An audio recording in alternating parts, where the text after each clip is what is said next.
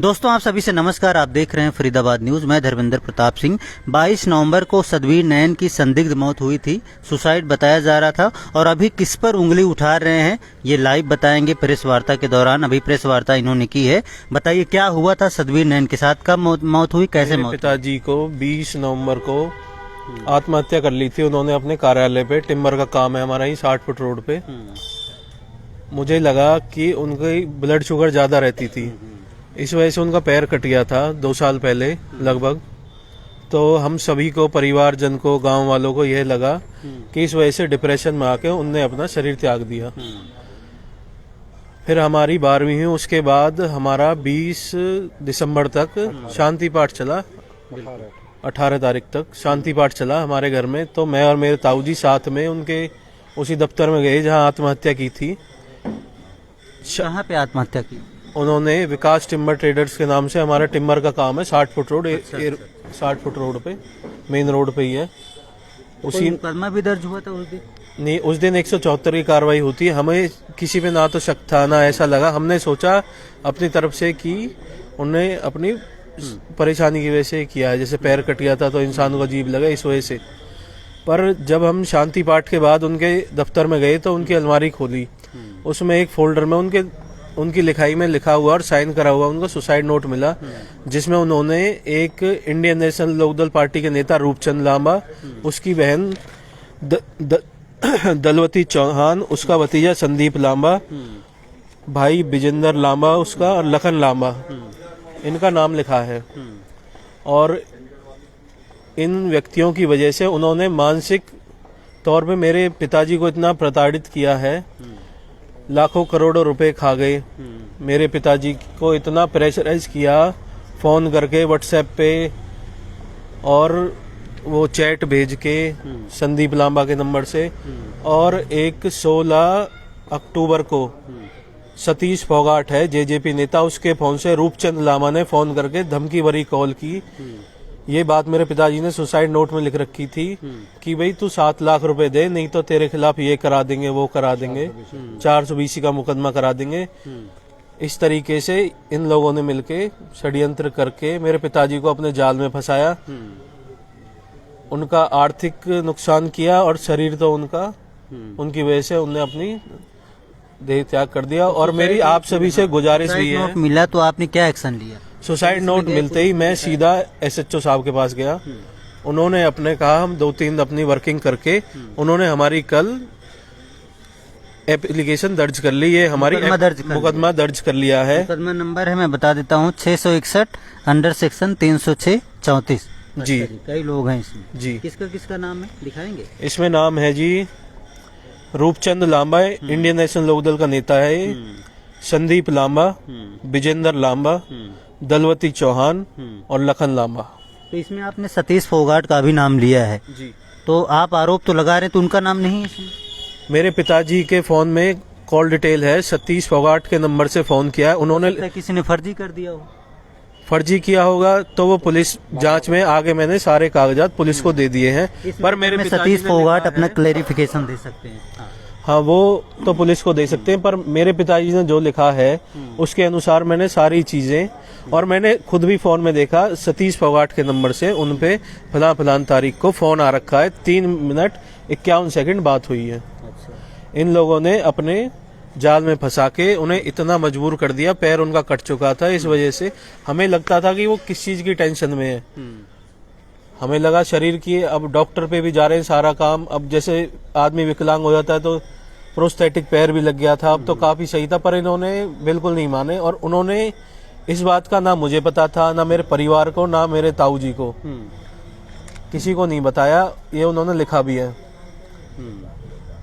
तो क्या नाम आपने अपना बताया था? विकास नैन। विकास जी, आप भी सर क्या नाम? भजनलाल नैन कहते हैं जी। क्या कहना चाहते हैं इसमें? मैं कहना चाहता हूँ, सर्वप्रथम तो आपके चैनल के माध्यम से जो भी साथी मेरे इस व्याख्यान को सुन रहे हैं उनको सबसे पहले मैं नमस्कार करता हूँ। और जो मेरे भाई सतवीर सिंह नैन, जिनकी मौत 22/11/2023 को हुई थी, उन्होंने सुसाइड किया था। हम उनको एस्कॉर्ट लेके गए वहाँ पता लगा कि इनकी डेथ हो चुकी है। हमने सोचा मेरे भाई का शुगर की वजह से पैर कट गया था। हम सोच रहे थे कि ये बीमारी की वजह से परेशान रहते हैं, इस वजह से शायद इन्होंने ये अपनी जीवन लीला समाप्त कर ली है। पहले हमारे यहाँ शोक चलता है 12-13 दिन। उसके बाद पंडित जी ने कहा कि भाई तुम्हारे यहाँ शांति पाठ करना जरूरी है। उन्होंने शांति पाठ किया। 18 तारीख को शांति पाठ का समापन था और जो हवन किया। हवन के बाद हमारे हिंदू रीति रिवाज में एक जो हवन होता है उसका जो जल होता है उसमें गंगा जल मिला के उसको छिड़कने की प्रक्रिया इसलिए होती है कि उसको हम पवित्र मानते हैं। हमने अपने घर में सारे में और जहाँ जहाँ हमारे प्रतिष्ठान थे वहाँ भी गए। जहाँ मेरे भाई ने सुसाइड किया था वहाँ साइड में उनका ऑफिस है जिनमें वो बैठते थे, और उसके पीछे बल्ली और जो फट्टे रखने का जो मेरे भाई का शटरिंग का काम था विकास टिम्बर के नाम से 60 फुट रोड पर था, वो वहाँ पर भी गए हमने सारे उसमें गंगाजल छिड़का। गंगाजल छिड़कने के बाद मैंने अपने बेटे भतीजे से कहा, मैंने कहा बेटे अब तो तैने ये सारा काम करना है और तू इनके कागज देख ले भाई कौन कौन से कागज हैं। और वहीं अलमारी रखी थी। अलमारी में एक फोल्डर मिला सबसे पहले ऊपर, और उसमें मेरे भाई का लिखा हुआ ये उसका नोट मिला। हम एकदम अचंभित हो गए कि ये तो बहुत बड़ा हमारे साथ जुल्म हुआ है। हम तो सोच रहे थे कि ये बीमारी की वजह से परेशान थे इसलिए इन्होंने जो सुसाइड किया है। और उसमें क्या था कि वहाँ जो है मेरे भाई ने साइड बिजनेस के तौर पे उससे रूपचंद लांबा और उनके जो भाई और ये सारा परिवार है, ये 5 आदमी है जिनका वो नाम मेरा भाई उसमें लिख के गया है कि मेरी मौत के जिम्मेदार ये हैं। उस नोट के अंदर जो उन्होंने नोट दिया उसमें सारा व्याख्यान किया हुआ है, और पैसे का लेन देन मेरे भाई ने नगद पैसों से किया था। और उसमें एक लाल बही का जिक्र किया गया है। लाल बही के अंदर हमने देखी, वो लाल बही हमने मंगवाई जिनके पास थी, तो लाल बही में जो वो पैसे ले जाते थे उनके दस्तखत, जो पैसे ले जाता था उससे दस्तखत करा लेते थे। कुछ पैसे ऐसे हैं वही जमीन पहले एक और व्यक्ति को बेच दी, दोबारा वही जमीन इनको बेच दी।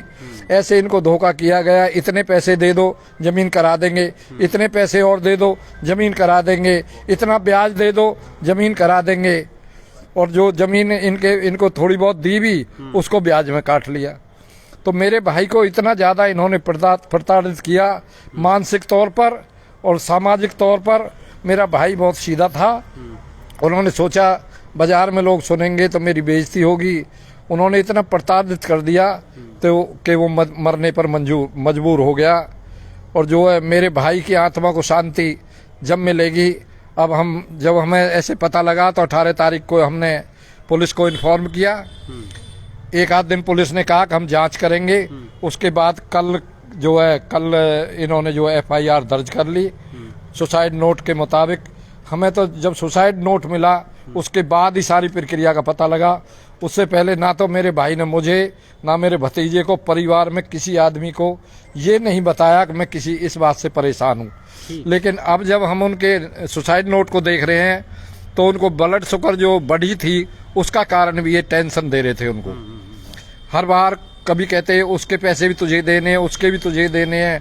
पहले किसी का लेन देन था, मेरे भाई जिनके पास बैठता उठता था उसके पैसे भी तुझे देने हैं। तो उनको कहने का मतलब इतना मजबूर कर दिया कि उन्होंने अपनी बात को किसी को कहा नहीं और अपने अंदर अंदर वो घुटते रहे और उन्होंने इस तरह अपनी जीवन लीला को समाप्त कर लिया। अब तो मेरे भाई को जो आत्मिक शांति है ना, जो उनकी आत्मा को शांति मिलेगी वो जब ही मिलेगी लेकिन दोषियों को सख्त से सख्त सजा मिले। ठीक है सर, ठीक है। सारण थाने मुकदमा दर्ज है भैया? जी सारण थाने। अच्छा, सारण थाना में मुकदमा दर्ज है, मुकदमा नंबर भी बता दिया। बाकी देखते हैं इस मैटर में आगे क्या कार्रवाई होती है। इस मैटर में रूपचंद लांबा और सतीश फोगाट का भी नाम आ रहा है। देखते हैं इनके खिलाफ क्या कार्रवाई होती है और ये लोग अपना क्लैरिफिकेशन या सफाई देना चाहते हैं तो उनका भी स्वागत है फरीदाबाद न्यूज़ पर। धर्मेंद्र प्रताप सिंह, नमस्कार।